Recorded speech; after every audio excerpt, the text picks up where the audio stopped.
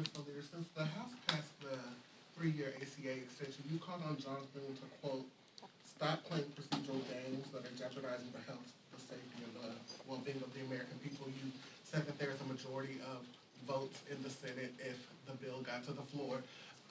Are you calling for the Senate to get rid of the filibuster to bring forward this bill, since you say that it has the votes to pass if it made it to the floor? The American people overwhelmingly support an extension of the Affordable Care Act tax credits.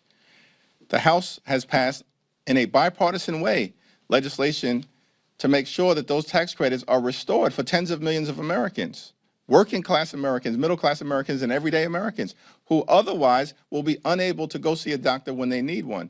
And these are in states all across the country, and disproportionately, red states will be the ones impacted by the failure to restore the Affordable Care Act tax credits. That's the reality. We're talking about states like West Virginia, Wyoming, Alaska, North Dakota, South Dakota, South Carolina, Texas, Alabama. These are the states that are adversely impacted, right at the top of the list. So this fight for us is not a partisan one, it's a patriotic one.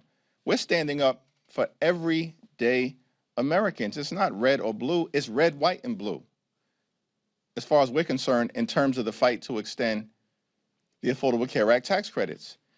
And the reality in the Senate is that a majority of senators, 47 Democrats and 4 Republicans, support a straightforward extension of the Affordable Care Act tax credits, which means that the only thing standing in the way is that John Thune and Senate Republicans are hiding behind the filibuster